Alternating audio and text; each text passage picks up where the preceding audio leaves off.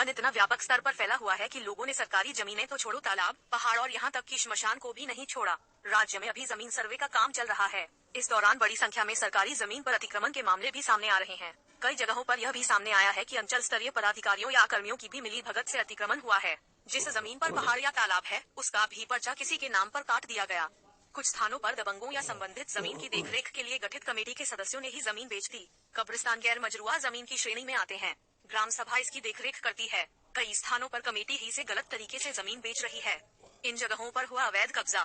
सर्वे में पता चला है कि मधुबनी और दरभंगा में एक व्यक्ति ने सार्वजनिक तालाब ही अपने नाम पर करवा लिया। शेखपुरा बाजार से थोड़ी दूरी पर कार्य पंचायत में मौजूद एक पहाड़ को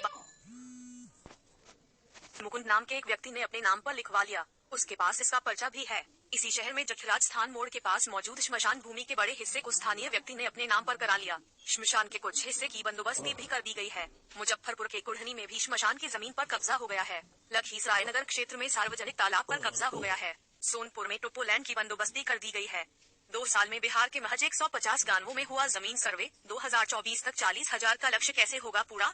सीवान के महाराजगंज अनुमंडल के दरौंदा स्टेशन से थोड़ी दूरी पर मौजूद एक तालाब को निजी जमीन की तरह किसी ने अपने नाम पर करवा रखा है। इस तरह के अब तक 1000 से अधिक मामले सामने आ चुके हैं। हालांकि विभाग के पास सरकारी जमीन पर अतिक्रमण से जुड़ा कोई सटीक आंकड़ा नहीं है। सभी जिलों से इसे एकत्र कराया जा रहा है। शुरुआती स्तर पर जांच में ही ऐसे मामलों की संख्या सैकड़ों में पहुंच गई है।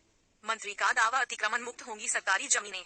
बिहार के राजस्व एवं भूमि सुधार मंत्री आलोक मेहता ने कहा कि अभी जमीन का सर्वे कराया जा रहा है। एरियल सर्वे में चीजें पूरी तरह से स्पष्ट होने के बाद अतिक्रमण से संबंधित सभी मामलों पर सख्त कार्रवाई की जाएगी। सरकारी जमीन को अतिक्रमण मुक्त कराया जाएगा।